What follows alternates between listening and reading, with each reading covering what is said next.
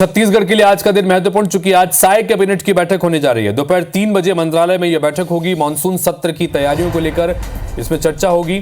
सदन में निकाय चुनाव का विधेयक लाया जा सकता है। बारिश, खेती और बीज भंडारण पर भी चर्चा होगी। स्कूल शिक्षकों के युक्तियुक्तकरण प्रस्ताव पर भी चर्चा होगी। स्वास्थ्य समेत कई विभागों के प्रस्तावों पर भी मंथन होगा। मोदी की गारंटी यानी अपने संकल्प पत्र को लेकर भी इस कैबिनेट की मीटिंग में चर्चा की जाएगी।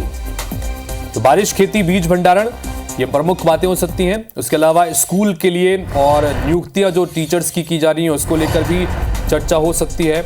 और एक महत्वपूर्ण विधेयक मानसून सत्र में लाया जा सकता है। नगरीय निकाय चुनाव को लेकर प्रत्यक्ष प्रणाली से कराया जाना है या अप्रत्यक्ष प्रणाली से कराया जाना है, इसको लेकर एक महत्वपूर्ण विधेयक हो सकता है। विधेयक अगर लाया जाता है तो तय है कि प्रत्यक्ष प्रणाली से चुनाव करवाने को लेकर ये विधेयक हो सकता है, जिसे मानसून सत्र में पेश किया जा सकता है, जिसको लेकर आज कैबिनेट की मीटिंग में चर्चा होगी। स्टार जैन हमारे सहयोगी इस वक्त सीधे जुड़ गए हैं रायपुर से, उनके पास चलते हैं। स्टार, कैबिनेट की मीटिंग है, कई सारे इसमें प्रावधान है, कई सारे एजेंडे हैं, लेकिन प्रमुख रूप से अगर देखें तो नगरीय निकाय चुनाव पर सबका इंटरेस्ट, क्योंकि नगरीय निकाय चुनाव के पिछली बार जब चुनाव हुए थे तो अप्रत्यक्ष प्रणाली से हुए थे।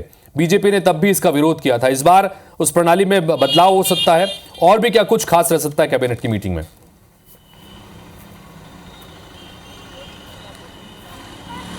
देखिए, कैबिनेट की बैठक है और देखा जाए तो विधानसभा सत्र जो शुरू होने वाला है उसके पहले ये बैठक कई मायने में अहम है, क्योंकि नगरीय निकाय चुनाव होना है। उस पर निर्णय किया जा सकता है कि किस आधार पर नगरीय निकाय चुनाव होने हैं।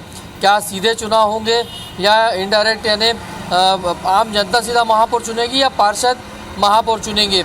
इस बात को लेकर लगातार सवाल पूछे गए, तो लेकिन राय सीधा सभी लोगों ने ये जवाब दिया कि अलग अलग राय आ रही है और जब एक साथ बैठेंगे तो सारी राय के आधार पर एक निर्णय लिया जाएगा। तो ये देखना होगा कि कैबिनेट में इस संबंध में क्या फैसला होता है। इसके अलावा यदि बात करें तो किसानों को लेकर एक बड़ा मामला है, क्योंकि प्रदेश भर में एक तरफ किसानों के लिए खाद और बीज का स्टोरेज किया जा रहा, भंडारण किया जा रहा है, साथ ही साथ दूसरी तरफ प्रदेश के कई तहसीलों में पर्याप्त पानी नहीं गिरा है, जिस वजह से यदि आने वाले समय में वहाँ पानी और नहीं गिरता है तो सूखे के हालात बन सकते हैं। तो ऐसी स्थिति में किसानों को जो नुकसान होगा उसकी भरपाई कैसे की जाए, किस तरीके से रणनीति बनाकर इस पर काम करना है, इसको लेकर भी निर्णय हो सकता है। साथ ही साथ मानसून सत्र के में भी कुछ संशोधन सरकार लाने की कोशिश में है, जानकारी मिली है।